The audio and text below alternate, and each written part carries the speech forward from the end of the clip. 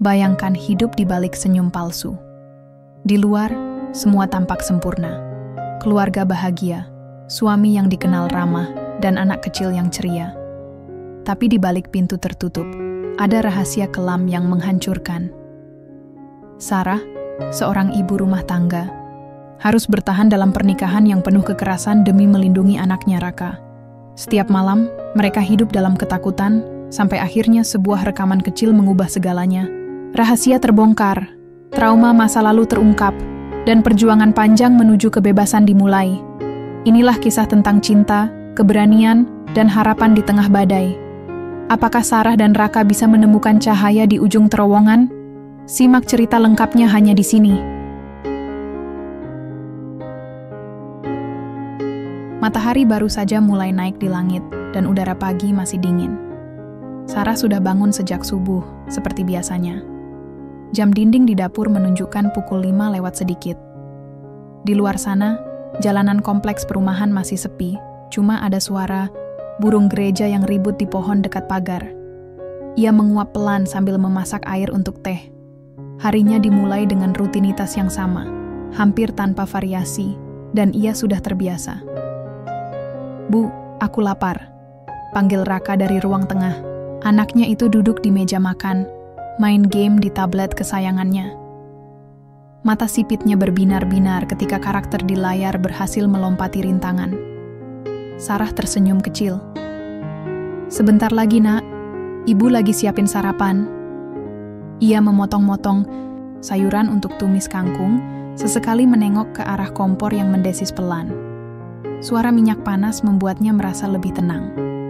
Entah kenapa, proses memasak selalu bisa bikin pikirannya agak lega, meskipun hanya sebentar. Setelah tumis kangkung matang, ia beralih ke goreng telur ceplok. Bau harumnya langsung menyebar ke seluruh rumah. "Sarapan siap," panggil Sarah, meletakkan piring-piring di atas meja. Raka langsung menutup tabletnya dan duduk manis, menyambar sendok dengan antusias. "Anak ini selalu punya nafsu makan yang besar," pikir Sarah sambil tersenyum. "Dimakan ya, biar badanmu kuat," katanya, mengacak-acak rambut Raka pelan. Anak itu tertawa, tapi tiba-tiba wajahnya berubah serius. "Papa kapan pulang?" tanyanya tiba-tiba, suaranya polos banget. Pertanyaan itu membuat Sarah diam sejenak. Rasanya seperti ada batu kecil jatuh ke dalam perutnya. Papa kerja, sampai sore kan? Nanti malam baru pulang," jawabnya akhirnya. Mencoba membuat nada suaranya tetap ceria. Raka mengangguk, tapi ada ekspresi kurang puas di wajahnya.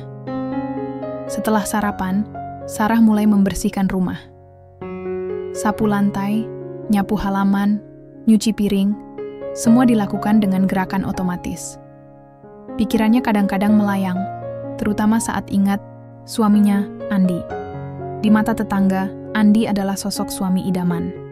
Orangnya ramah, suka menyapa, bahkan sering bantu warga di lingkungan kompleks kalau ada acara atau gotong royong. Tapi di balik pintu rumah mereka berdua, ada sisi lain Andi yang tak pernah diketahui orang lain. Sarah menghela napas pelan. Ia tak mau terlalu banyak mikir soal itu sekarang. Masih pagi, dan hari masih panjang. Yang penting, fokus pada apa yang bisa ia kontrol. Lagian, belum tentu juga hari ini bakal ada masalah. Kadang-kadang Andi baik-baik saja kok. Paling cuma lelah karena kerjaan di kantor. Jam 9 pagi, Sarah sudah selesai bersih-bersih. Ia duduk di kursi teras, minum segelas teh hangat sambil ngobrol sama Bu Yani, tetangga sebelah. Bu Yani emang rajin banget main ke rumahnya. Kadang bawa kue atau buah dari pasar. Hari ini ia datang bawa potongan melon. "Ini, Mbak Sarah, lumayan buat camilan Raka," kata Bu Yani sambil senyum-senyum. Wajahnya selalu cerah, kayak orang yang gak pernah punya masalah hidup. "Wah, makasih Bu," balas Sarah, menerima mangkok plastik itu dengan senyum. Dalam hati, ia bersyukur punya tetangga seperti Bu Yani. Kadang-kadang, obrolan ringan macam begini bisa bikin suasana hatinya lebih baik. Gimana kabarnya Pak Andi? Udah lama gak lihat dia di kompleks?" tanya Bu Yani santai, sambil ngupil. Mangga pakai tusuk gigi. Pertanyaan itu bikin Sarah deg-degan sebentar, tapi ia buru-buru menjawab dengan nada biasa. "Oh, beliau sibuk di kantor, Bu. Soalnya lagi ada proyek besar," katanya. Jawaban itu keluar begitu saja, lancar tanpa ragu. Sarah sudah terbiasa berbohong tentang Andi, setidaknya di depan orang lain. Di mata tetangga, mereka harus terlihat sebagai keluarga sempurna. Gak boleh ada celah buat gosip. Bu, Yani manggut-manggut. Ya ampun, capek juga ya kerja sampai malam terus. Untung ada Mbak Sarah yang sabar ngurus rumah tangga. Aku mah kalau jadi kamu, udah protes tuh, hehe.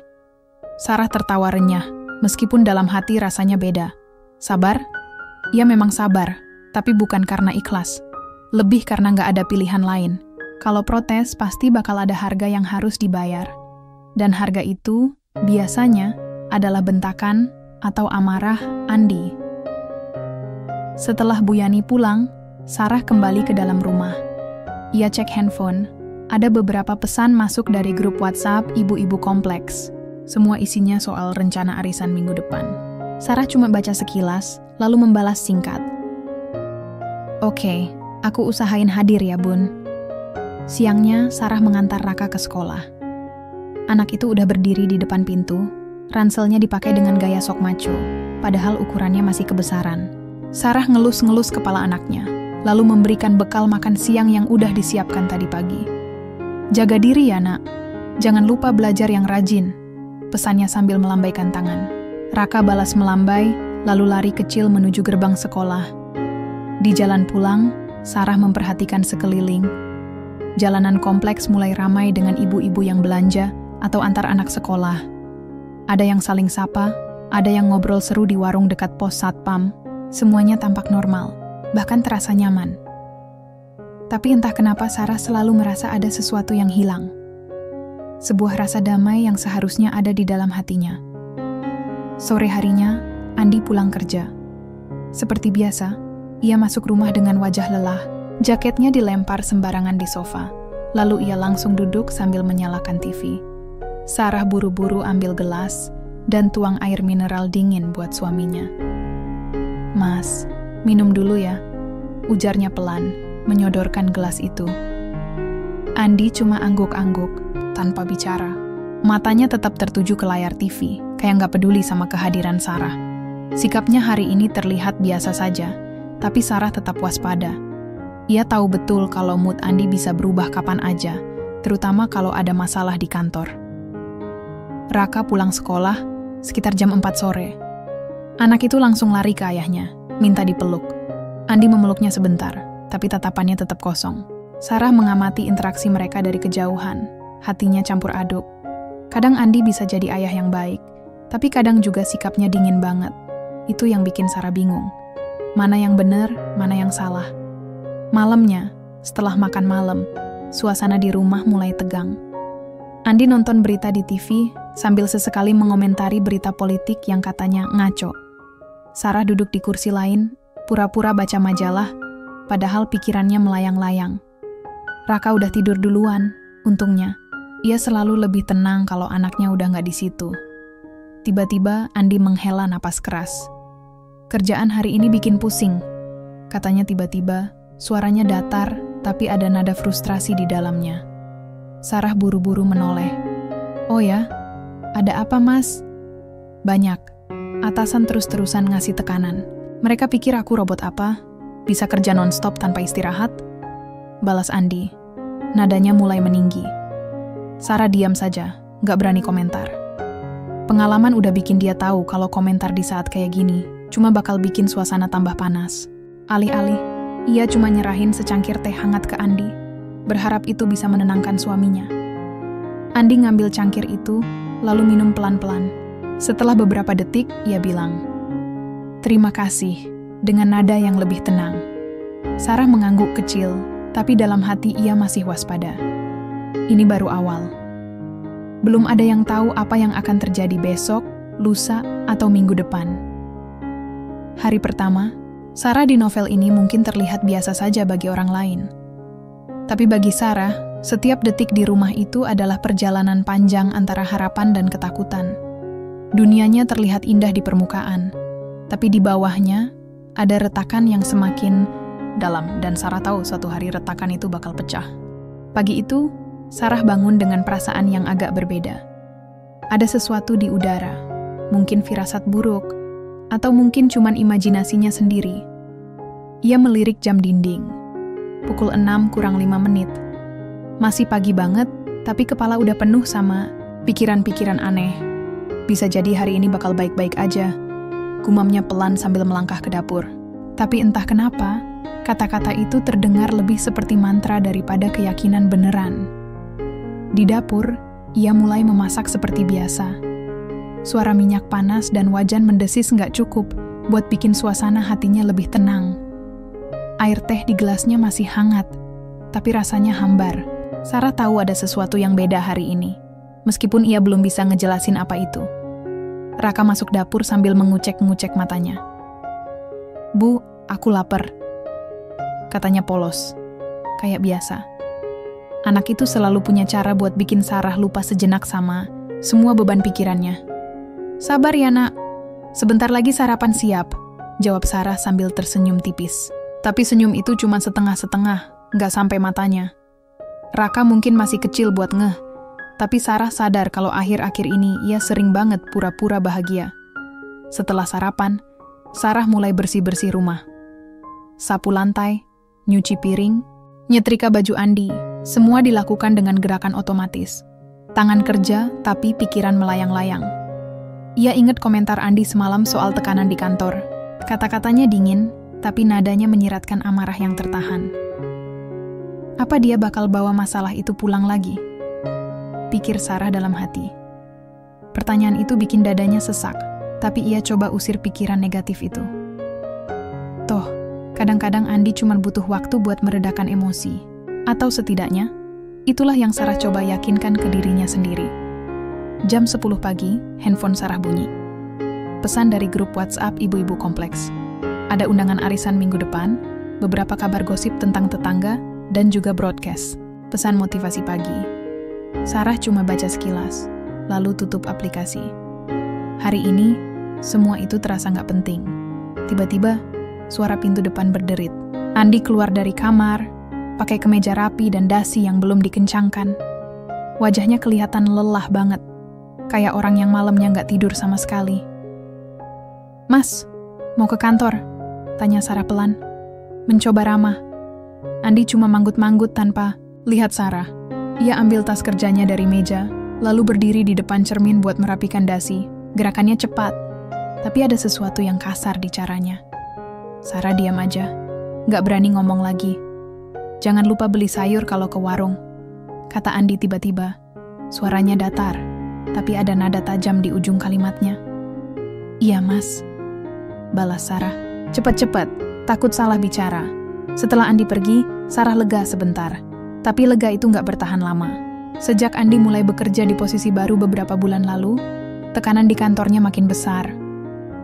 Dan tekanan itu seringkali dibawa pulang ke rumah.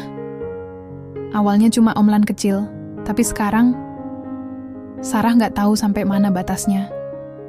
Siangnya, Sarah antar Raka ke sekolah.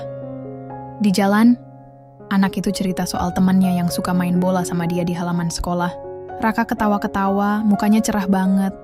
Sarah tersenyum, tapi dalam hati ia merasa sedih. Anaknya begitu polos, gak tahu apa-apa soal masalah orang dewasa. Sarah pengen banget jagain kepolosan Raka itu, tapi ia gak yakin bisa melakukannya sendirian. Sore harinya, suasana di rumah mulai tegang. Andi pulang kerja lebih awal dari biasanya. Wajahnya kelihatan capek, tapi ada sesuatu yang lain di sorot matanya. Seperti api kecil yang siap menyala kapan aja. "Mas, kenapa pulang cepet?" tanya Sarah hati-hati, mencoba ramah. "Ada rapat, dadakan besok pagi." "Aku harus siapin presentasi," jawab Andi singkat. Matanya langsung tertuju ke TV, kayak nggak peduli sama kehadiran Sarah. Sarah buru-buru nyiapin segelas air mineral dingin dan meletakkannya di meja dekat sofa. Ia tahu betul kalau Andi lagi stres, paling enggak minum air dingin bisa bikin suasana hatinya sedikit lebih baik. Tapi kali ini, strategi itu nggak berhasil. "Ini teh kamu masak pakai gula apa? Rasanya beda dari biasanya," kata Andi tiba-tiba. Nada suaranya mulai meninggi. Sarah kaget, tapi buru-buru menjawab. Maaf mas, kayaknya aku kurang teliti pas masak tadi. Nanti aku bikin ulang ya." Andi nggak langsung jawab. Ia minum lagi pelan-pelan. tapi ekspresinya makin muram. Kamu tuh kayaknya nggak pernah perhatiin detail kecil. Selalu gitu. Komentar itu bikin Sarah diam. Ia tahu Andi lagi marah, tapi nggak tahu harus gimana. Akhirnya, ia cuma bilang, "Iya, aku minta maaf. Aku bakal lebih hati-hati lain kali." Andi nggak ngomong apa-apa lagi. Dia fokus ke layar TV, tapi Sarah tahu kalau moodnya udah jelek banget. Ia buru-buru masuk ke dapur, pura-pura nyiapin makan malam biar nggak harus berhadapan langsung. Sama Andi malamnya, suasana tambah tegang. Raka udah tidur duluan, untungnya. Sarah duduk di kursi ruang tamu, sambil nyeruput teh hangat. Ia coba baca majalah, tapi nggak bisa konsentrasi. Pikirannya terus melayang ke insiden kecil tadi sore. Tiba-tiba, Andi berdiri dari sofa. Mukanya kelihatan marah banget. "Aku capek banget hari ini, tapi pulang-pulang disuguhi teh yang gak enak. Kamu tuh ngerti gak sih gimana rasanya kerja seharian?" Sarah kaget, tapi buru-buru menjawab, "Maaf mas, aku cuman apa? Kamu tuh kayaknya gak pernah mikirin aku. Kerjaan aku banyak, tekanan di kantor gede, tapi di rumah juga gak ada yang nyenengin," bentak Andi keras. Sarah mundur selangkah, takut. Ia gak berani ngomong apa-apa lagi. Andi lalu melempar gelas tehnya ke lantai. Gelas itu pecah berantakan, suaranya menggema di ruangan sunyi. Sarah cuma bisa diam, tubuhnya gemetar. Ia gak berani lihat mata Andi. Raka keluar dari kamarnya, mukanya pucat banget. Anak itu nangis pelan-pelan, lihat pecahan gelas di lantai. "Kenapa, Papa? Kenapa marah?" tanya Raka, suaranya bergetar. Andi langsung berhenti marah, kayak sadar kalau anaknya ada di situ. "Gak apa-apa, nak. Papa cuma lagi capek," katanya pelan, lalu masuk ke kamar tanpa bicara lagi. Sarah buru-buru peluk Raka. Anak itu nangis di pundaknya, tapi Sarah gak bisa nangis. Ia cuma bisa peluk erat-erat sambil mikir, kenapa harus begini? Malam itu, Sarah gak bisa tidur. Ia duduk di tepi ranjang, lihat Andi yang udah terlelap. Muka suaminya tampak damai, kayak gak ada masalah sama sekali. Tapi Sarah tahu, di balik wajah itu ada sesuatu yang gelap, sesuatu yang semakin lama semakin besar. Dan ia takut kalau suatu hari retakan itu bakal pecah, dan semua akan runtuh. Untuk pertama kalinya, Sarah merasa nggak kuat lagi. Tapi ia nggak tahu harus ngomong ke siapa. Semua orang di luar sana ngelihat mereka sebagai keluarga sempurna. Nggak ada yang tahu apa yang terjadi di balik pintu rumah mereka. Dan Sarah tahu, ia harus terus berpura-pura, setidaknya untuk saat ini. Tapi sampai kapan? Pagi itu, Sarah bangun dengan rasa berat di dadanya. Tubuhnya terasa lemas, seperti habis berlari maraton semalaman. Ia menarik napas panjang, mencoba mengumpulkan tenaga untuk hari yang baru. Matahari sudah mulai naik, tapi di dalam hatinya, langit masih kelabu. "Bu, aku lapar," panggil Raka dari ruang tengah. Suara anak itu memecah keheningan pagi, sebuah pengingat bahwa hidup harus terus berjalan, meskipun hatinya sedang kacau. "Iya, nak. Sebentar lagi sarapan siap," jawab Sarah pelan, suaranya hampir tak terdengar.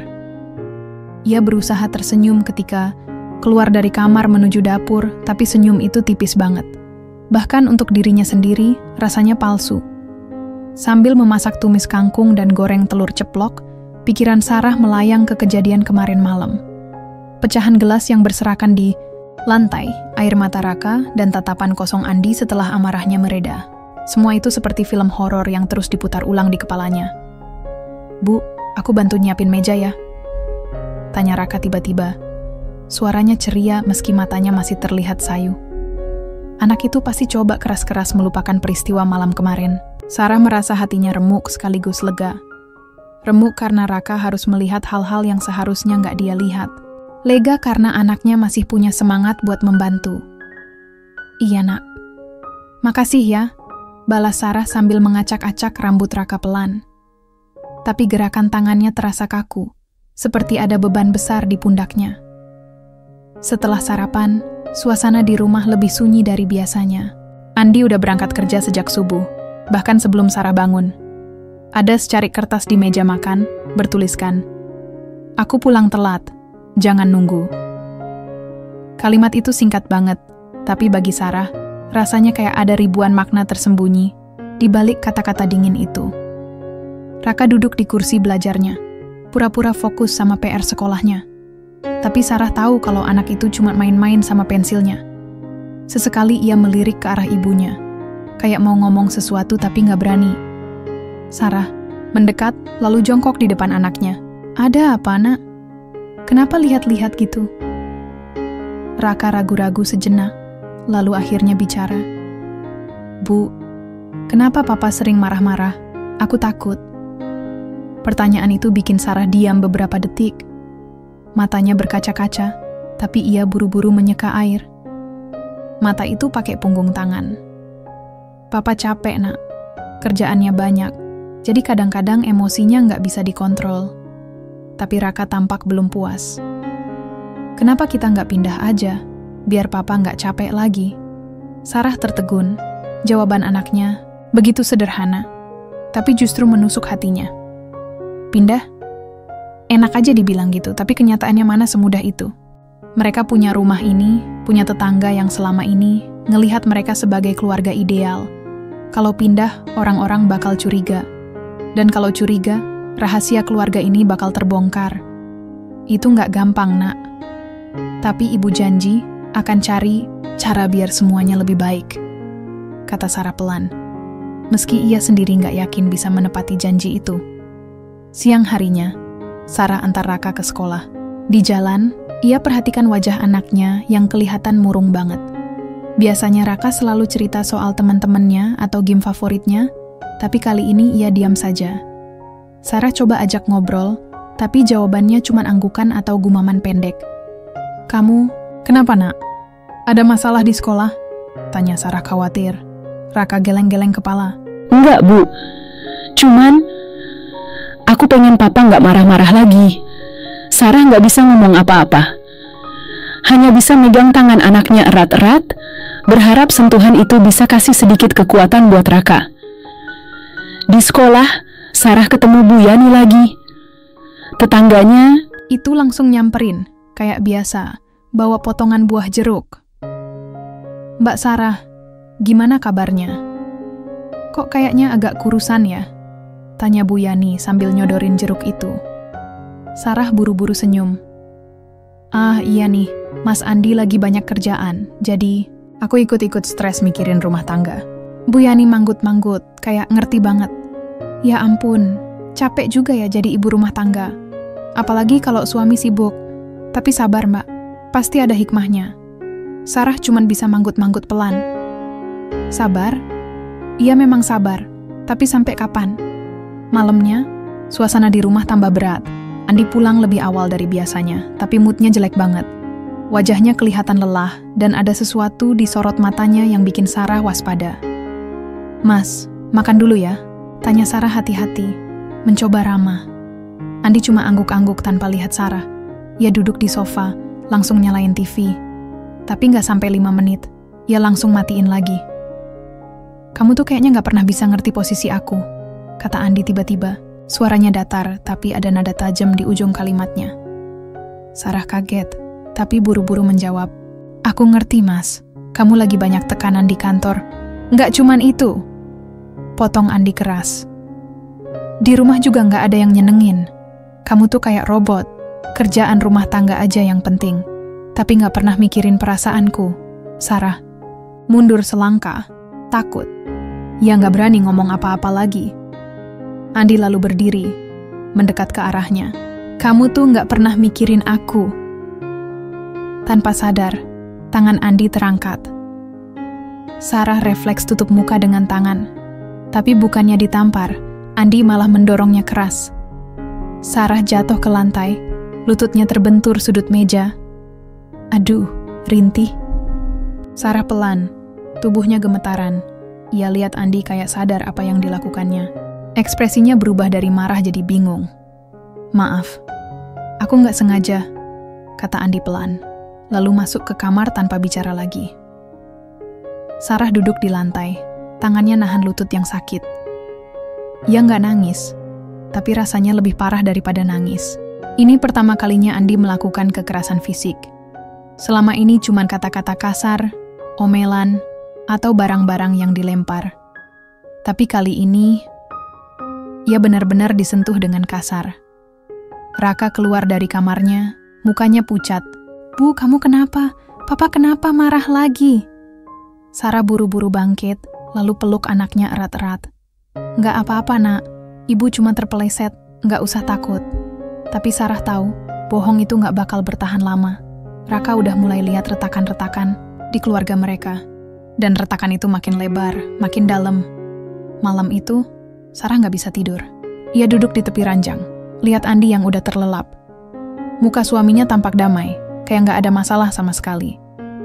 Tapi Sarah tahu, di balik wajah itu ada sesuatu yang gelap, sesuatu yang semakin lama semakin besar. Dan ia takut kalau suatu hari retakan itu bakal pecah, dan semua akan runtuh. Untuk pertama kalinya, Sarah mulai mikir serius buat lari dari semua ini. Tapi kemana? Bagaimana caranya? Dan yang paling penting, bagaimana nasib Raka? Ia tahu, hidup ini nggak akan semudah membalik telapak tangan.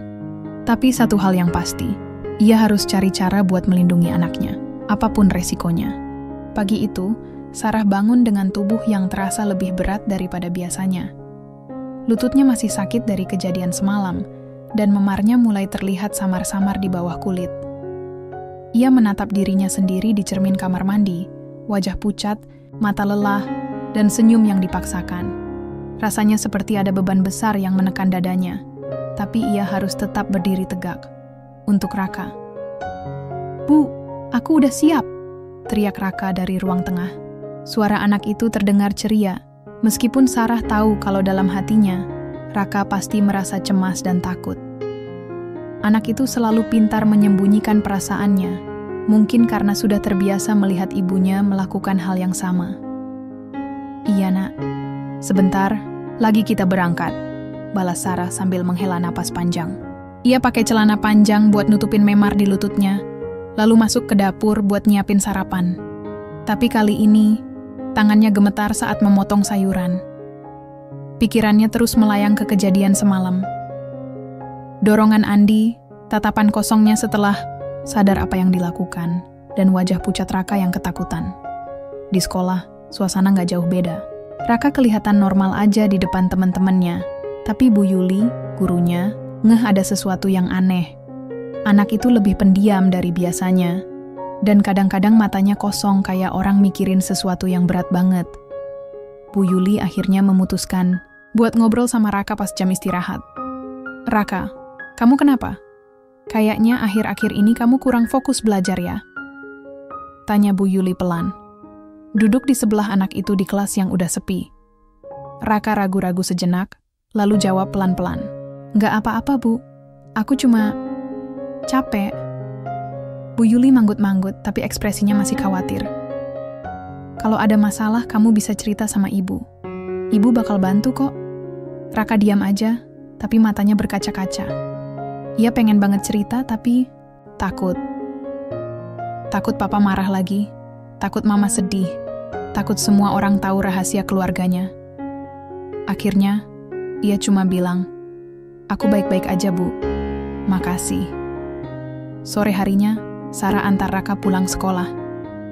Di mobil, mereka berdua sunyi.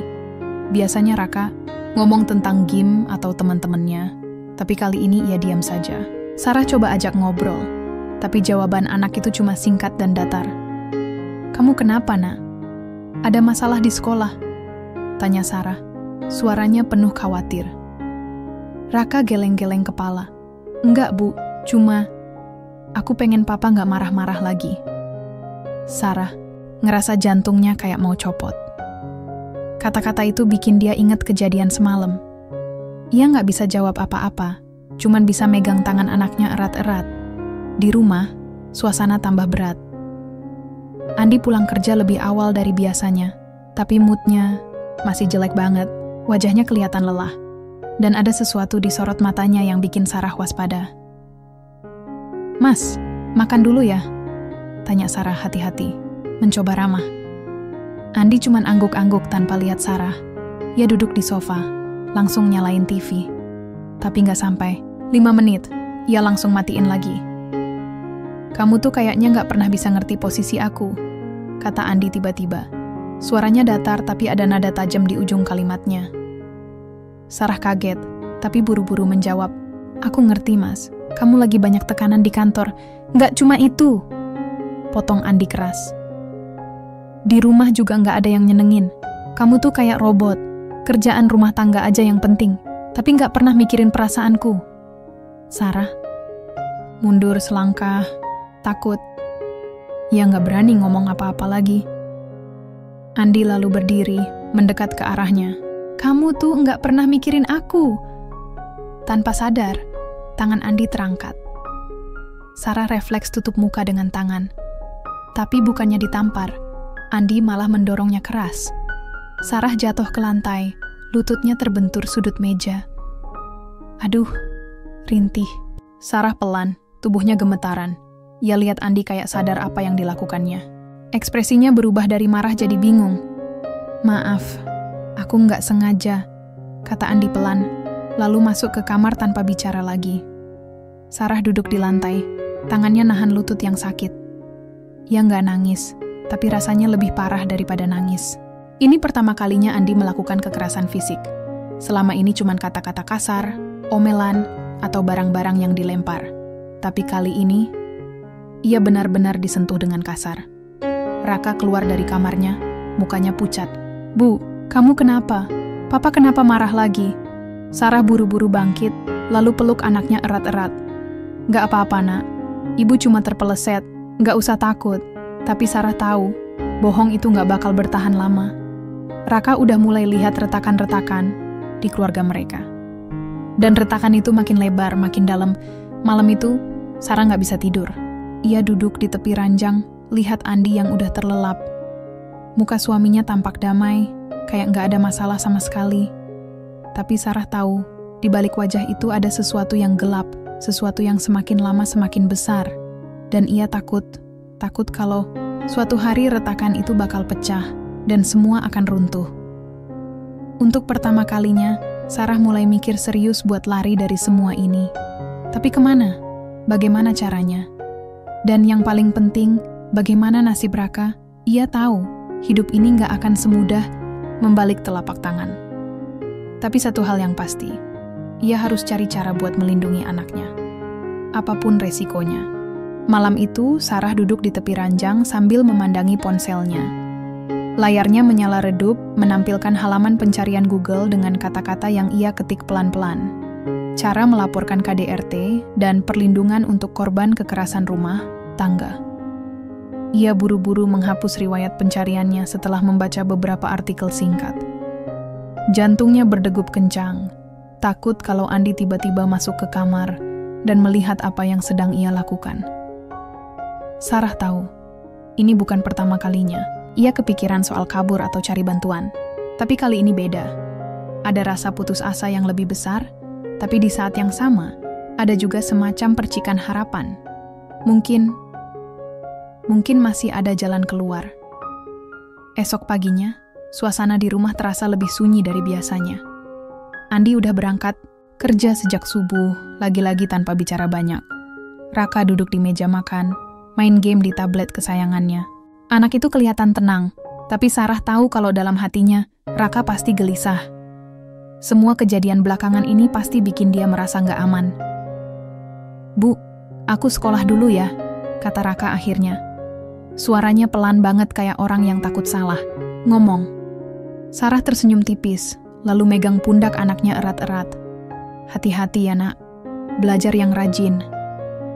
Setelah Raka pergi, Sarah masuk ke dapur. Tangannya gemetar pas nyiapin alat-alat buat bersih-bersih. Pikirannya melayang ke semua artikel yang ia baca semalam. Ada nomor hotline yang bisa dihubungi, lembaga perlindungan perempuan, bahkan info soal tempat penampungan sementara. Tapi gimana caranya? Kalau Andi tahu apa yang bakal dilakukan? Tiba-tiba, handphone Sarah bunyi. Pesan masuk dari grup WhatsApp ibu-ibu kompleks. Biasanya Sarah cuma baca sekilas terus tutup aplikasi. Tapi kali ini, satu pesan menarik perhatiannya. Ada workshop parenting minggu depan di balai warga. Ada sesi khusus buat ngebahas masalah keluarga. Yuk dateng bun.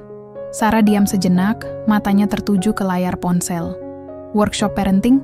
Bukan. Cuma acara arisan atau gosip tetangga seperti biasanya. Mungkin ini kesempatan buat cari informasi lebih banyak. Setidaknya ia bisa cari tahu langkah-langkah apa yang harus diambil tanpa langsung bikin panik. Iya, aku usahain hadir, balas Sarah akhirnya. Mencoba terdengar santai meski dalam hatinya gelisah. Siangnya, Sarah antar Raka pulang sekolah. Di mobil, anak itu cerita soal teman-temannya yang lagi heboh main robot di halaman sekolah. Raka ketawa-ketawa. Tapi Sarah ngerasa ada sesuatu yang aneh. Ada jeda-jeda kecil di antara kata-katanya. Kayak dia mikir dulu sebelum ngomong. Kamu serius gak ada masalah di sekolah, nak? Tanya Sarah pelan. Mata tetap fokus ke jalan. Raka diam sebentar, lalu jawab cepat-cepat. Enggak, Bu. Aku baik-baik aja. Sarah pengen banget ngeyakinin dirinya sendiri kalau anaknya emang bener-bener baik-baik aja. Tapi firasatnya bilang lain. Ada sesuatu yang disembunyikan Raka, dan Sarah takut kalau itu berkaitan sama Andi. Malamnya, suasana di rumah tambah tegang. Andi pulang lebih awal dari biasanya. Wajahnya kelihatan lelah banget. Ia langsung duduk di sofa sambil nyalain TV. Tapi nggak ada minat beneran buat nonton. Sorot matanya kosong, kayak orang yang pikirannya lagi dipenuhi masalah. Sarah nyerahin segelas teh hangat ke Andi. Tapi kali ini ia nggak berani ngomong apa-apa. Suaminya cuma minum pelan-pelan, lalu taruh gelasnya di meja. Ada sesuatu yang aneh di cara Andi duduk. Posturnya kaku, kayak orang yang lagi nahan amarah. Mas, kamu capek banget ya hari ini? Tanya Sarah hati-hati, nyerahin handuk kecil buat lap keringat. Andi nggak langsung jawab. Ia diam beberapa detik, lalu ngomong pelan. Aku udah nggak kuat lagi. Sarah kaget. Ini pertama kalinya Andi ngaku kalau dia nggak kuat. Biasanya, dia cuma marah-marah atau ngeluhin tekanan di kantor. Tapi kali ini, nadanya beda. Ada rasa putus asa yang samar-samar terdengar. Kenapa, Mas? Ada apa kerjaannya? Tanya Sarah pelan, mencoba mendekat. Andi nggak langsung jawab. Ia nunduk. Kedua tangannya megang erat-erat gelas teh itu. Semua kayak nggak ada habisnya.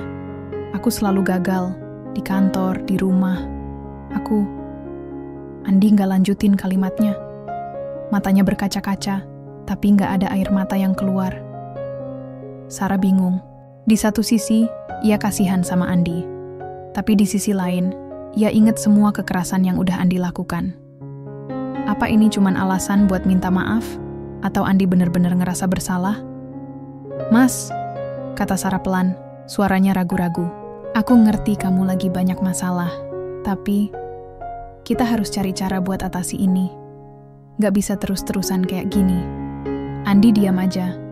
Ia gak ngomong apa-apa lagi, tapi ekspresinya berubah jadi lebih muram. Sarah mundur selangkah, takut kalau mood Andi bakal berubah lagi. Tiba-tiba, suara pintu depan berderit. Raka masuk ke ruang tamu, mukanya pucat. Anak itu nenteng tas sekolahnya.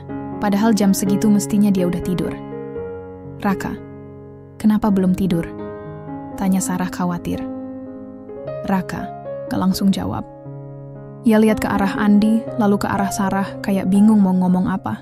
Akhirnya, ia maju pelan-pelan, lalu naruh sesuatu di meja. Sebuah ponsel. Aku rekam papa tadi malam, kata Raka pelan. Suaranya bergetar. Aku takut. Sarah kaget banget. Ia ngambil ponsel itu, lalu lihat isi rekamannya.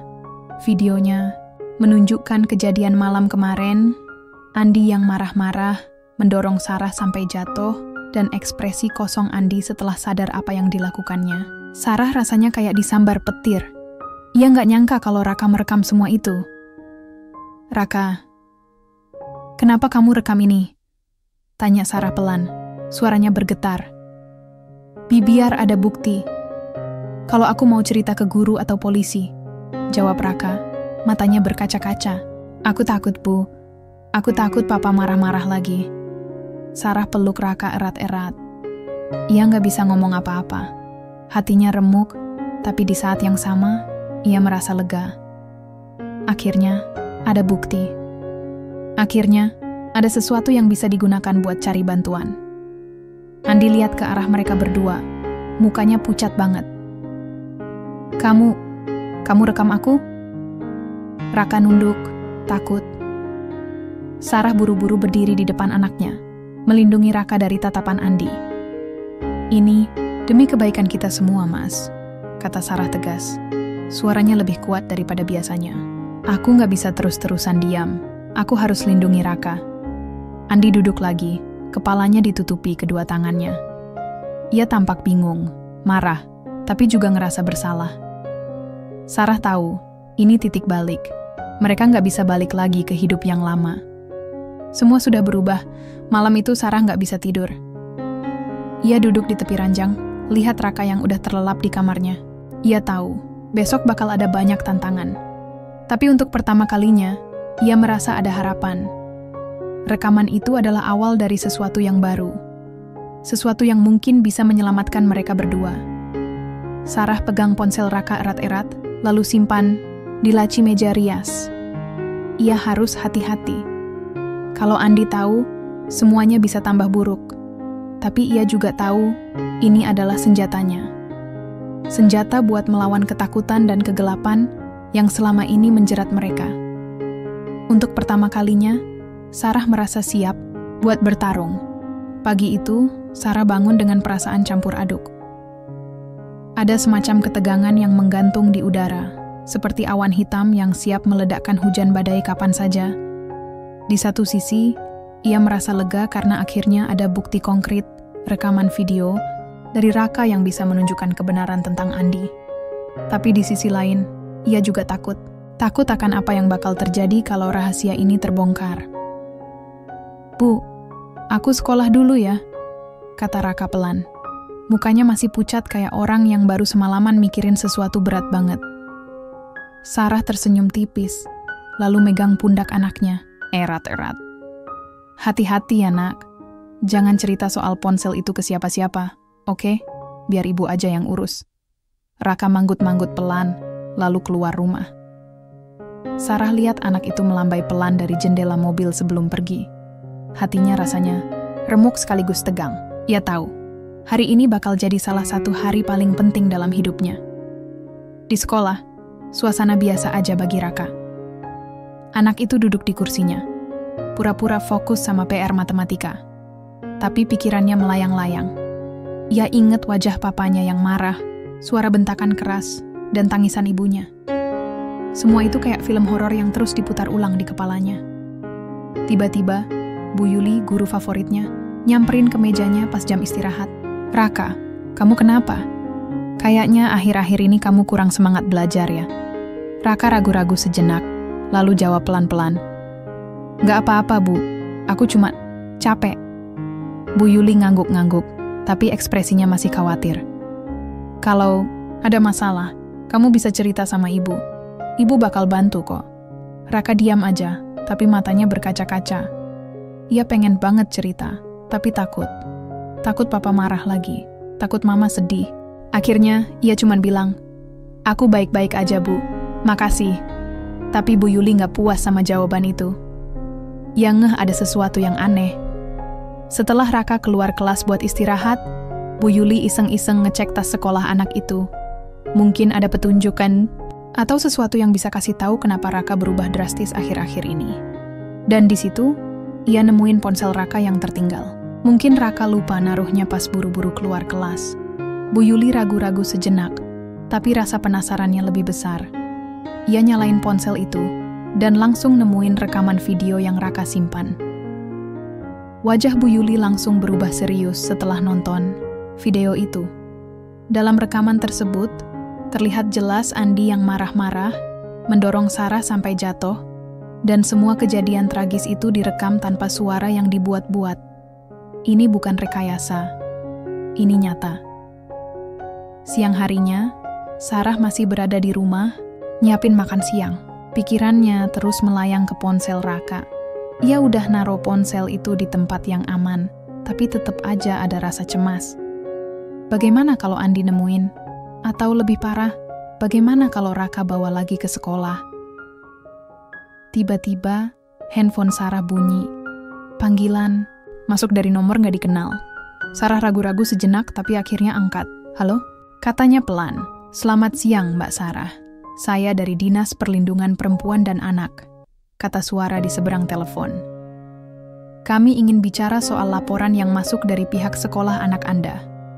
Jantung Sarah langsung berdegup kencang. Ia refleks duduk di kursi terdekat, tangannya gemetar. Iya, ada apa ya? Ada rekaman video yang kami terima dari pihak sekolah. Rekaman tersebut menunjukkan kekerasan dalam rumah tangga yang dialami oleh Anda dan anak Anda. Kami ingin memastikan apakah Anda butuh perlindungan atau bantuan hukum. Sarah diam beberapa detik, pikirannya kosong. Ia nggak nyangka kalau rekaman itu udah sampai ke pihak luar. Tapi di saat yang sama, ada rasa lega yang mendalam. Akhirnya, ada orang yang peduli. Iya, saya butuh bantuan, balas Sarah pelan. Suaranya bergetar. Tapi tolong, jangan kasih tahu suami saya dulu. Saya takut. Petugas di seberang telepon mengerti. Tenang, Mbak.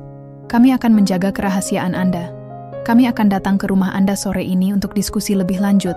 Setelah telepon ditutup, Sarah duduk diam di kursi dapur. Tubuhnya gemetar, tapi ada rasa lega yang perlahan mulai muncul. Ia akhirnya nggak sendirian lagi. Sore harinya, 2 orang petugas dari Dinas Perlindungan Perempuan dan Anak datang ke rumah. Andi belum pulang kerja, untungnya. Sarah menyambut mereka dengan hati-hati, mencoba tetap tenang meski jantungnya berdegup kencang. Terima kasih sudah datang, kata Sarah pelan, mempersilakan mereka duduk di ruang tamu. Apa yang harus saya lakukan? Petugas wanita yang lebih tua tersenyum lembut. Kami hanya ingin memastikan bahwa Anda dan anak Anda aman. Kalau memang benar ada kekerasan dalam rumah tangga, kami bisa memberikan perlindungan dan bantuan hukum. Sarah mengangguk pelan. Ia ceritakan semuanya. Dari awal kekerasan verbal sampai kekerasan fisik yang semakin sering terjadi. Ia juga ceritakan bagaimana Raka mulai berubah di sekolah dan bagaimana anak itu merekam kejadian malam itu karena takut. Kami akan laporkan kasus ini ke pihak kepolisian, kata petugas pria yang lebih muda. Tapi sebelum itu, kami sarankan Anda dan anak Anda untuk pindah ke tempat yang lebih aman dulu. Sarah diam sejenak, lalu mengangguk. Iya, saya mau cari perlindungan. Tapi, bagaimana nasib suami saya? Petugas wanita menjawab pelan. Kami juga akan panggil suami Anda untuk dimintai keterangan. Tapi jangan khawatir, kami pastikan keamanan Anda dan anak Anda selama proses ini. Malamnya, suasana di rumah tambah tegang. Andi pulang kerja lebih awal dari biasanya. Wajahnya kelihatan lelah, tapi ada sesuatu di sorot matanya yang bikin Sarah waspada. Mas, kita perlu ngomong, kata Sarah pelan. Mencoba tetap tenang. Andi lihat ke arahnya. Mukanya kosong. Ngomong apa? Kamu kenapa? Sarah nggak langsung jawab. Ia tarik napas panjang, lalu ngomong pelan-pelan. Ada rekaman video yang Raka ambil tentang kejadian malam itu. Andi langsung berdiri, matanya melebar. Apa? Kamu simpen itu? Bukan aku yang simpen, Raka yang rekam. Dan video itu udah dilaporin ke pihak berwenang, kata Sarah pelan, suaranya lebih kuat daripada biasanya. Andi langsung marah. Kenapa kamu laporin aku? Aku kan cuma apa, Mas? Cuma dorong-dorong aku, cuma bentak-bentak aku. Apa itu bukan kekerasan? Potong Sarah tegas, suaranya lebih tinggi dari biasanya. Andi mundur selangkah, mukanya pucat. Ia nunduk, kedua tangannya megang erat-erat kepala. Aku nggak sengaja. Kamu selalu bilang gitu. Tapi kamu gak pernah mikirin gimana perasaanku, gimana perasaan Raka. Balas Sarah, air mata mulai keluar dari matanya. Tiba-tiba pintu depan diketok keras. Petugas polisi datang. barengan sama petugas dari Dinas Perlindungan. Andi langsung panik, tapi Sarah tetap tenang. "Pak Andi, kami dari kepolisian. Kami ingin mengajak Anda untuk dimintai keterangan terkait laporan kekerasan dalam rumah tangga," kata salah satu petugas polisi. Andi nunduk, mukanya penuh rasa bersalah. Ia nggak ngomong apa-apa, cuman ikut petugas polisi tanpa perlawanan. Setelah Andi pergi, Sarah duduk di sofa, tubuhnya gemetar. Ia lihat Raka yang keluar dari kamarnya, mukanya penuh rasa takut. "Bu, Papa kenapa?" tanya Raka pelan. Sarah peluk anaknya erat-erat. "Papa bakal baik-baik aja, Nak. Sekarang kita harus fokus buat jaga diri kita dulu." Malam itu, Sarah akhirnya merasa bebas untuk pertama kalinya dalam bertahun-tahun. Tapi di saat yang sama, ia juga merasa dilema. Andi ternyata korban trauma. Masa lalu, sesuatu yang terungkap selama proses penyelidikan. Ia pernah jadi korban kekerasan fisik dari ayahnya sendiri waktu kecil. Trauma itu yang bikin dia jadi seperti sekarang. Sarah tahu, ini bukan cuma soal salah atau benar. Ini soal penyembuhan. Baik untuk dirinya, untuk Raka, dan mungkin untuk Andi juga.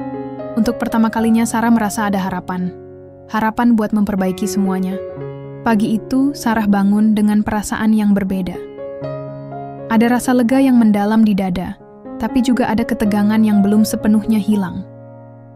Andi sudah dibawa oleh pihak kepolisian semalam, dan sekarang ia bersama Raka di rumah. Akhirnya, mereka bisa bernapas tanpa merasa terancam. Tapi Sarah tahu, ini baru awal dari perjalanan panjang. "Bu, kita mau kemana?" tanya Raka pelan, suaranya masih bergetar meski matanya sedikit lebih cerah dibandingkan beberapa hari terakhir. Sarah tersenyum tipis, lalu mengacak-acak rambut anaknya pelan. "Kita akan tinggal di tempat baru sementara waktu, Nak. Tempat yang aman, jadi kamu nggak perlu takut lagi." Raka manggut-mangguk, tapi ada rasa bingung di matanya. "Aku kangen, Papa."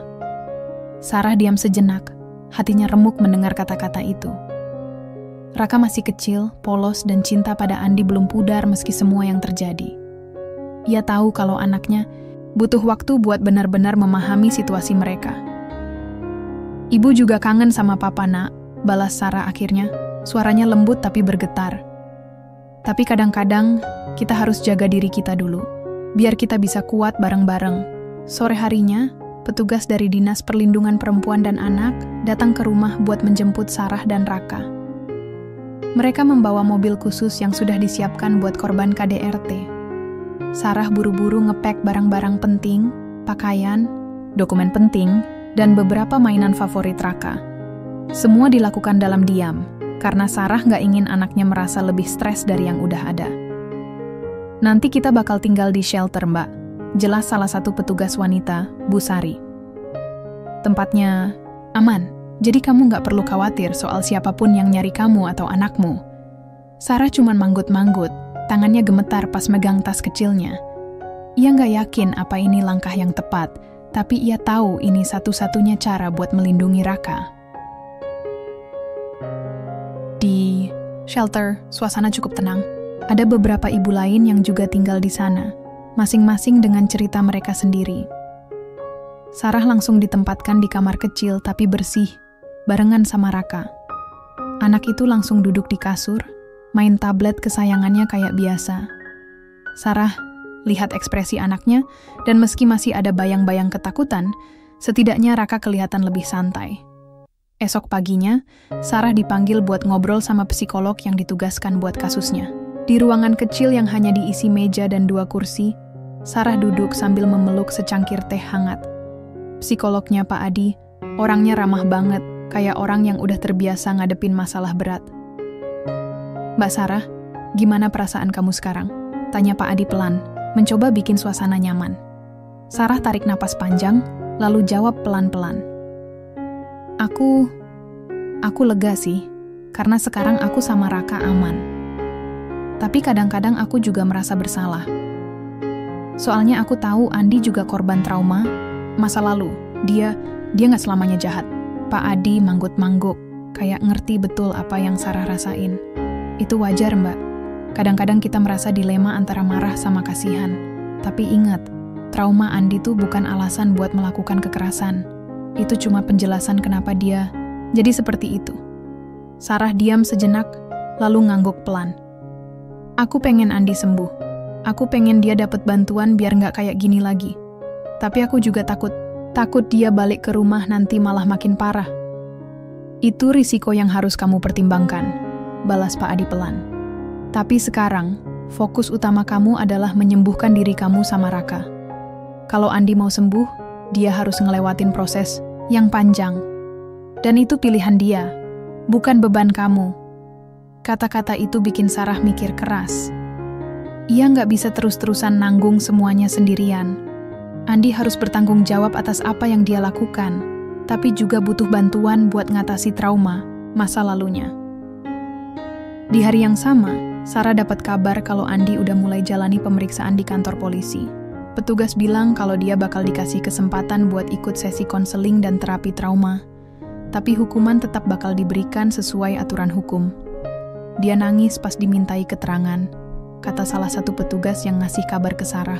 Dia ngaku kalau selama ini dia cuma ngerasa kecewa sama diri sendiri, tapi nggak tahu cara ngelepasin emosi itu selain marah-marah sama kamu. Sarah diam aja dengerin cerita itu. Hatinya campur aduk antara kasihan dan marah. Ia nggak bisa maafin Andi begitu aja, tapi ia juga nggak bisa benci sepenuhnya. Ini lebih rumit daripada sekadar hitam dan putih. Sore harinya, Raka mulai menjalani sesi konseling psikologis. Awalnya, anak itu ragu-ragu. Tapi setelah beberapa menit, ia mulai cerita tentang gimana rasanya lihat mama nangis, gimana takutnya tiap kali papa marah-marah, dan gimana dia merekam video itu karena pengen ngebantu ibunya. Kamu anak yang pemberani, Raka, kata psikolognya Bulina dengan senyum hangat. Kamu udah lakuin hal yang benar buat melindungi mama kamu. Raka senyum tipis, tapi matanya masih berkaca-kaca. Aku cuma pengen papa baik-baik aja lagi. Bulina peluk anak itu erat-erat. Papa kamu bakal dapat bantuan, tapi sekarang fokus kamu adalah jaga diri kamu sama mama. Kamu udah kuat banget, nak. Malamnya Sarah duduk di depan jendela kamar sambil lihat bintang-bintang di langit. Udara di shelter lebih dingin daripada di rumah dulu, tapi entah kenapa rasanya lebih lega. Ia tahu, perjalanan ini bakal panjang dan penuh tantangan. Tapi untuk pertama kalinya, ia merasa punya kendali atas hidupnya. Ia tulis surat di buku catatannya, surat buat Andi. Sebuah surat yang mungkin gak akan pernah ia kirim, tapi isinya adalah ungkapan perasaannya yang paling dalam. Mas Andi, aku gak bisa bilang ini mudah. Aku juga gak bisa bilang aku benci kamu. Tapi yang aku bisa lakuin sekarang adalah melindungi Raka. Aku pengen kamu sembuh, Mas. Aku pengen kamu dapat bantuan buat ngatasi trauma kamu. Tapi aku juga butuh waktu buat sembuh dari semua ini. Mungkin suatu hari nanti kita bisa bicara lagi. Tapi sekarang, aku cuma pengen fokus sama Raka. Biar dia bisa tumbuh jadi anak yang kuat, tanpa harus takut sama bayang-bayang kekerasan. Sarah. Setelah selesai menulis, Sarah simpan buku itu di laci meja kecil di kamarnya. Ia tahu, ini bukan akhir dari segalanya. Tapi setidaknya, ini adalah awal dari sesuatu yang baru. Sesuatu yang lebih baik. Untuk pertama kalinya dalam bertahun-tahun, Sarah merasa ada cahaya di ujung terowongan. Meskipun samar-samar, cahaya itu cukup buat bikin dia terus maju. Minggu-minggu berikutnya di shelter terasa seperti fase transisi bagi Sarah dan Raka. Ada perasaan lega yang mulai tumbuh pelan-pelan, tapi juga ada bayangan-bayangan masa lalu yang sesekali muncul tanpa diduga. Sarah belajar untuk menjalani hari-hari dengan lebih tenang, meski ia tahu bahwa proses penyembuhan ini tidak akan selesai dalam waktu singkat. Pagi itu, Sarah bangun lebih awal dari biasanya. Ia duduk di tepi kasur kecil mereka, memandangi wajah Raka yang masih tertidur pulas. Anak itu kelihatan lebih tenang akhir-akhir ini. Tidak lagi terbangun tengah malam karena mimpi buruk atau menangis dalam tidurnya. Sarah merasa sedikit lega melihat perubahan itu. Mungkin, tempat baru ini benar-benar membantu. Setelah sarapan sederhana yang disiapkan oleh petugas shelter, Sarah mengikuti sesi konseling rutin bersama Pak Adi. Di ruangan yang sama seperti minggu, lalu ia duduk sambil memegang secangkir teh hangat. Kali ini, obrolan mereka lebih mendalam. Mbak Sarah, gimana hubungan kamu sama Raka akhir-akhir ini? Tanya Pak Adi pelan, mencoba memancing pembicaraan. Sarah tersenyum tipis. Lebih baik, Pak. Dia lebih ceria, lebih banyak ngomong. Kadang-kadang dia cerita soal sekolah atau teman-temannya. Itu bagus sekali, balas Pak Adi, matanya berbinar. Anak-anak butuh rasa aman buat bisa bercerita dan berkembang. Kamu udah bikin langkah besar buat ngejagain itu. Sarah diam sejenak, lalu menghela napas panjang. Tapi kadang-kadang aku masih mikir soal Andi. Apa yang bakal terjadi sama dia? Pak Adi manggut-mangguk. Andi sedang menjalani proses hukum, tapi dia juga dikasih kesempatan buat ikut terapi trauma. Itu langkah penting buat dia sembuh. Tapi ingat, Mbak, fokus utama kamu adalah diri kamu sendiri sama Raka. Jangan bebani diri kamu dengan tanggung jawab atas keputusan dia. Kata-kata itu membuat Sarah merenung. Ia tahu, secara logika, Andi harus bertanggung jawab atas semua yang telah ia lakukan. Tapi hatinya tetap saja ada rasa iba. Trauma masa kecil Andi yang belum terselesaikan, ternyata jadi akar dari semua masalah ini. Sarah tahu, menyembuhkan trauma itu butuh waktu lama, dan tidak ada jaminan kalau Andi bakal sepenuhnya berubah.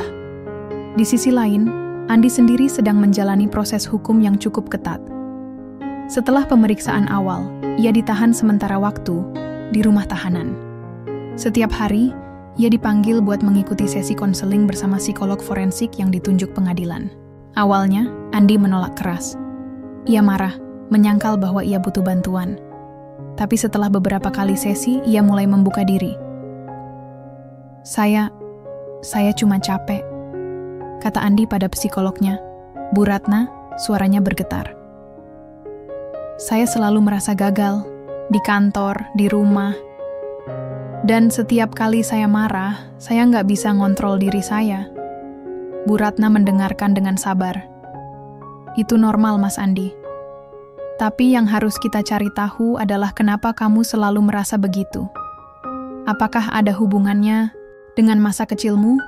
Andi menunduk. Air mata mulai mengalir di pipinya.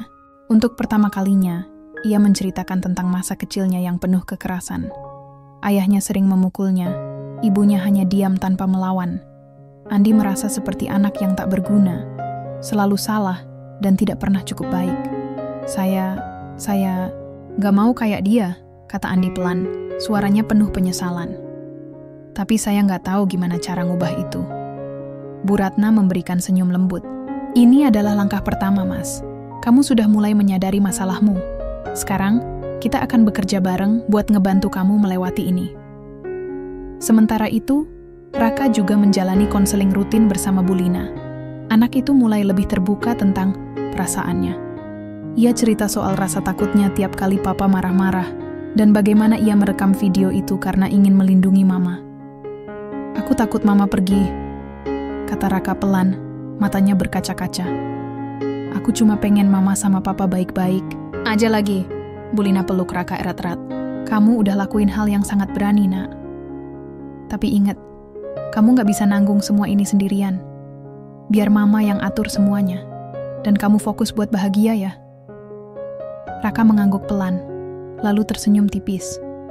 Meski masih ada rasa cemas, ia mulai merasa lebih lega. Beberapa minggu kemudian, Sarah mendapat kabar bahwa Andi bakal dibebaskan, sementara dengan syarat wajib lapor rutin dan menjalani terapi trauma. Kabar itu membuat Sarah tegang. Ia tahu, Andi pasti akan mencoba menghubunginya. Dan benar saja, satu sore, handphone Sarah berdering, nomor Andi. Sarah ragu-ragu sejenak, tapi akhirnya angkat telepon itu. Halo, Sarah, aku... Suara Andi terdengar parau, penuh rasa bersalah.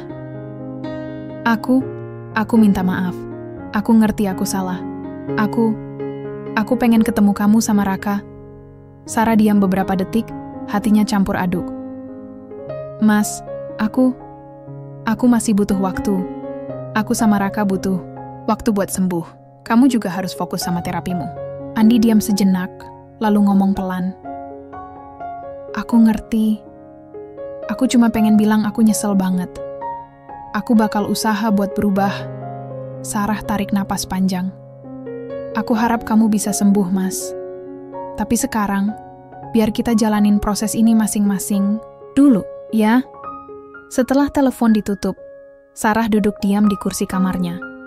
Ia tahu, Andi sedang berusaha. Tapi ia juga tahu, ia nggak bisa langsung percaya begitu saja.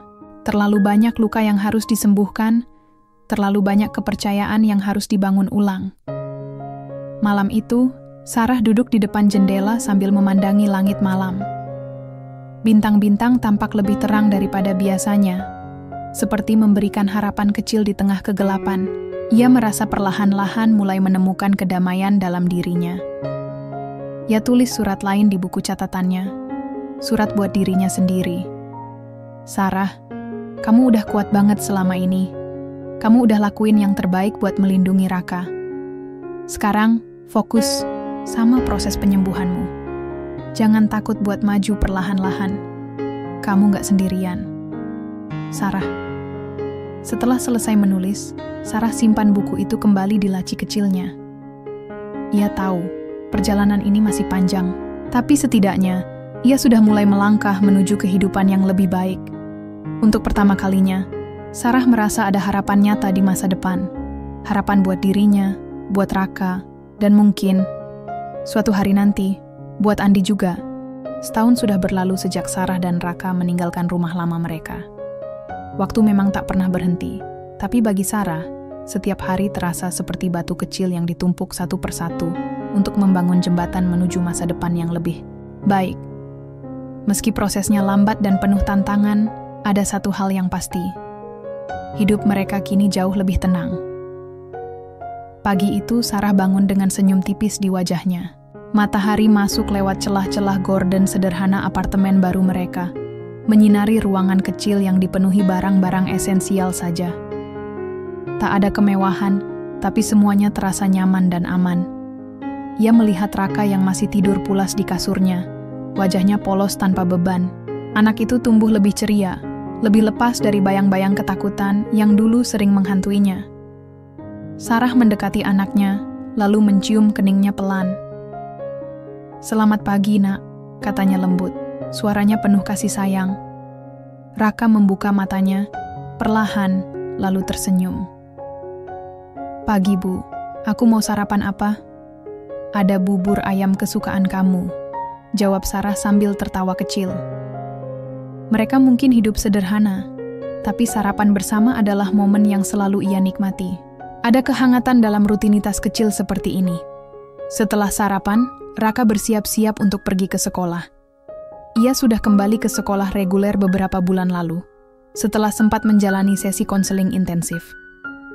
Kini, anak itu lebih aktif di kelas, bahkan menjadi salah satu murid favorit gurunya. Beberapa minggu lalu, ia mendapat penghargaan sebagai siswa paling rajin di sekolahnya. Sarah ingat betapa bangganya ia saat melihat anaknya naik panggung menerima piagam itu. "Bu, aku berangkat ya," kata Raka sambil memakai tas sekolahnya. "Hati-hati, Nak, belajar yang rajin," balas Sarah sambil melambaikan tangan. Ia merasa lega melihat anaknya tumbuh menjadi sosok yang kuat, meskipun sempat melewati badai besar. Sementara itu, Andi masih menjalani proses hukum dan terapi trauma. Setiap 2 minggu sekali, ia harus melapor ke kantor polisi dan bertemu psikolog forensik. Proses ini tidak mudah baginya. Ada kalanya ia merasa frustrasi, marah, atau bahkan menyalahkan diri sendiri. Tapi secara perlahan, ia mulai menyadari akar masalahnya dan belajar cara mengelola emosi dengan lebih baik. Beberapa bulan lalu, Andi sempat menghubungi Sarah lagi. Kali ini, bukan hanya permintaan maaf biasa, tapi juga sebuah surat panjang yang ia tulis dengan hati-hati. Dalam surat itu, Andi menceritakan tentang perjalanan penyembuhannya, tentang bagaimana ia mulai memahami trauma masa kecilnya, dan tentang harapannya untuk bisa memperbaiki hubungan dengan Sarah dan Raka suatu hari nanti. Sarah membaca surat itu berkali-kali, air mata mengalir di pipinya. Ia tahu Andi sedang berusaha keras, tapi ia juga tahu bahwa kepercayaan butuh waktu untuk dibangun. Kembali, untuk saat ini, ia memilih untuk fokus pada kebahagiaan dirinya dan Raka. Siang harinya, Sarah menghadiri pertemuan rutin dengan kelompok pendukung korban KDRT. Di sana, ia bertemu dengan wanita-wanita lain yang memiliki kisah serupa. Ada yang sudah berhasil bangkit sepenuhnya, ada juga yang masih berjuang. Tapi semua orang saling mendukung, saling memberi semangat. Sarah merasa bersyukur memiliki komunitas seperti ini, sebuah tempat di mana ia bisa berbagi tanpa rasa takut. "Kamu udah jauh lebih kuat, Mbak Sarah," kata Bu Sari, salah satu anggota kelompok yang kerap menjadi pendampingnya. "Lihat, kamu udah bisa jalanin hidup tanpa takut." Sarah tersenyum tipis. "Aku masih belajar, Bu. Tapi iya, aku merasa lebih lega sekarang." Bu Sari manggut-mangguk. "Itu yang penting. Jangan buru-buru. Semua proses butuh waktu." Sore. Harinya, Sarah menerima telepon dari guru Raka. Ternyata, anak itu berhasil memenangkan lomba cerdas cermat di sekolahnya. Guru tersebut mengundang Sarah untuk hadir di acara penghargaan minggu depan. "Bu Sarah, kami sangat bangga sama perkembangan Raka. Dia anak yang luar biasa," kata Bu Yuli, gurunya, dengan nada penuh antusias. Sarah merasa dadanya dipenuhi kebanggaan. "Terima kasih banyak, Bu. Aku juga bangga sama dia." Setelah telepon ditutup, Sarah duduk diam di kursi dapur. Air mata bahagia mengalir di pipinya. Ia ingat betapa sulitnya setahun lalu, ketika Raka masih takut berbicara di depan orang, ketika anak itu sering menangis karena mimpi buruk. Sekarang Raka sudah tumbuh menjadi anak yang percaya diri dan ceria. Malam itu, Sarah duduk di depan meja kecil di kamarnya, menulis refleksi di buku catatannya. "Tahun lalu, aku nggak tahu apa yang bakal terjadi sama aku sama Raka. Aku cuma tahu kita harus lari dari semua itu. Sekarang, aku lihat Raka tumbuh jadi anak yang kuat, ceria, dan penuh semangat. Aku juga belajar buat ngelawan ketakutan dan trauma aku sendiri. Aku nggak tahu apa yang bakal terjadi sama Andi. Aku harap dia bisa sembuh sepenuhnya. Tapi untuk sekarang, aku udah nemuin kedamaian dalam diriku. Aku udah nemuin kekuatan buat maju." Sarah. Setelah menulis, Sarah menyimpan buku itu kembali di lacinya. Ia merasa ringan, seolah-olah ada beban besar yang sudah terangkat dari pundaknya. Di minggu berikutnya, Sarah hadir di acara penghargaan sekolah Raka. Saat anaknya naik ke panggung untuk menerima medali, Sarah tak bisa menahan air mata bahagianya. Raka melambaikan tangan padanya dari atas panggung. Senyumnya begitu lebar dan tulus. Setelah acara selesai, Sarah memeluk anaknya erat-erat. "Ibu bangga banget sama kamu, Nak. Kamu hebat." Raka tersenyum malu-malu. "Ini juga karena ibu.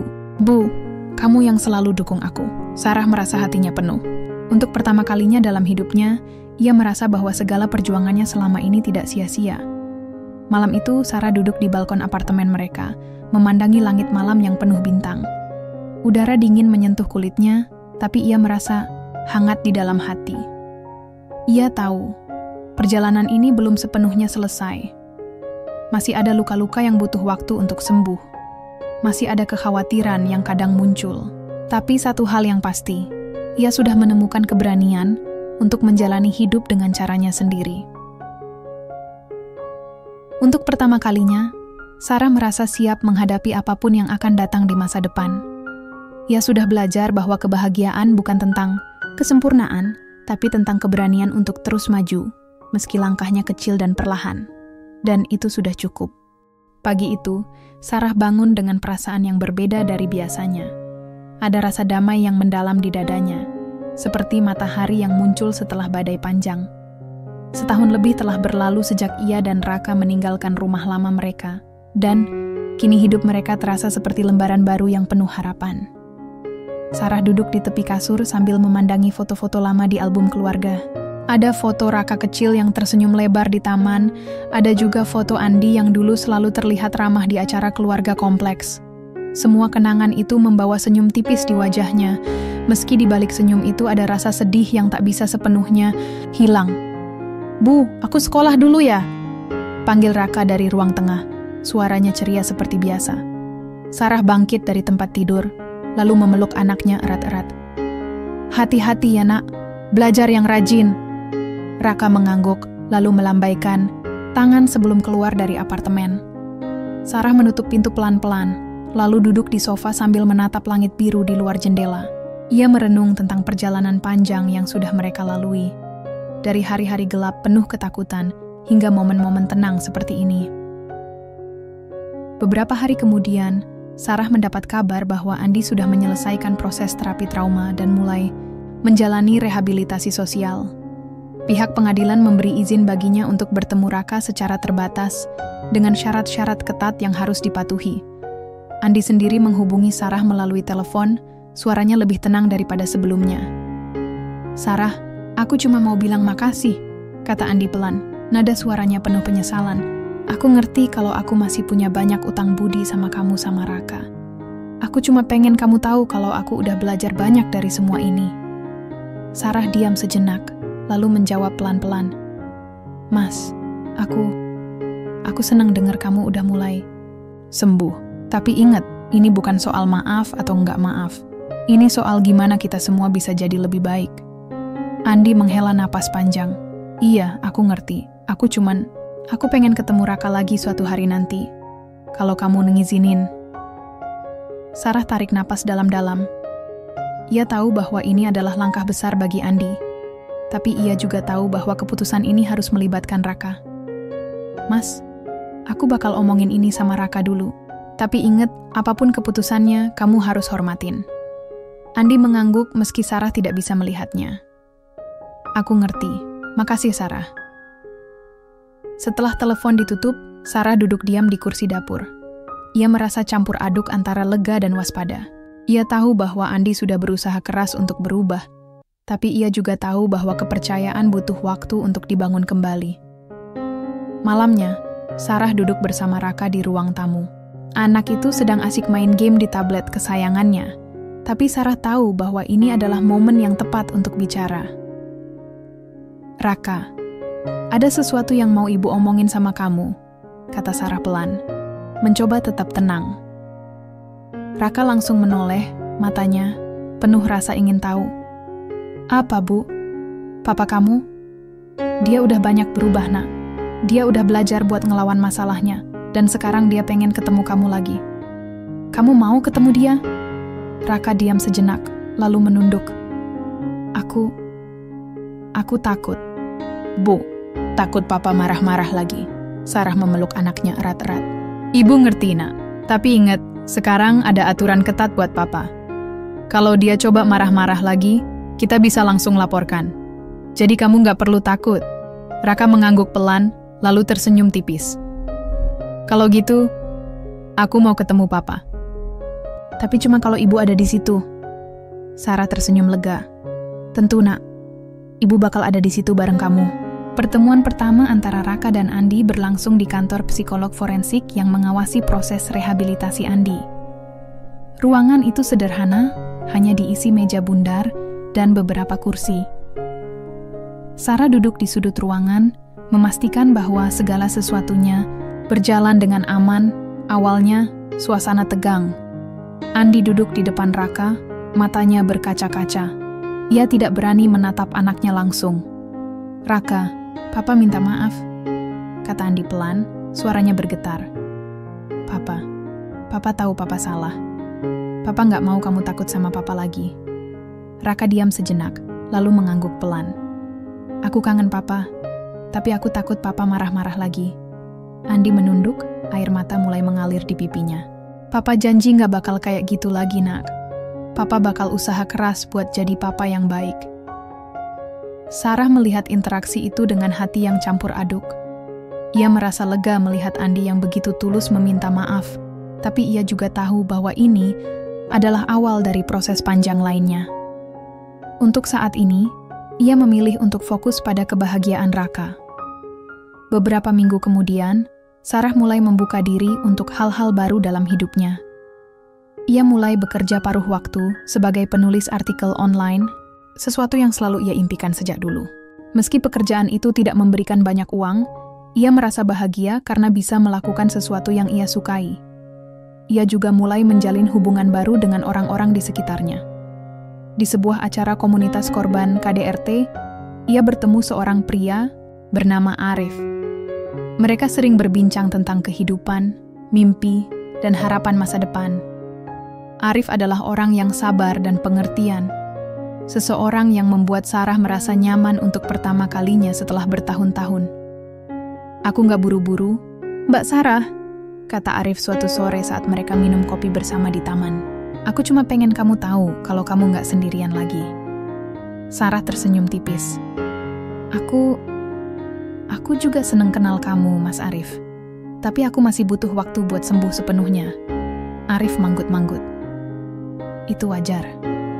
Aku bakal tunggu sampai kamu siap." Malam itu, Sarah duduk di balkon apartemen mereka, memandangi langit malam yang penuh bintang. Udara dingin menyentuh kulitnya, tapi ia merasa hangat di dalam hati. Ia merenung tentang semua yang sudah terjadi, tentang kekerasan yang pernah ia alami, tentang perjuangan untuk melindungi Raka, tentang proses penyembuhan yang masih berlangsung. Ia menulis catatan terakhir di buku harian lamanya. "Aku udah nemuin kedamaian dalam diriku. Aku udah belajar bahwa kebahagiaan bukan tentang kesempurnaan, tapi tentang keberanian buat bangkit dari kegelapan. Raka udah tumbuh jadi anak yang kuat dan ceria. Andi juga udah mulai sembuh, meski perlahan. Dan aku udah siap buat jalani hidup dengan caraku sendiri, Sarah." Setelah menulis, Sarah menutup buku itu untuk terakhir kalinya. Ia menyimpannya di laci meja kecil, lalu berdiri di balkon sambil menatap langit malam. Ada satu bintang yang bersinar lebih terang dari yang lain, seperti simbol harapan yang tak pernah padam. Untuk pertama kalinya dalam hidupnya, Sarah merasa benar-benar bebas. Bebas dari ketakutan, bebas dari bayang-bayang masa lalu, dan bebas untuk menjalani hidup dengan cara yang ia inginkan.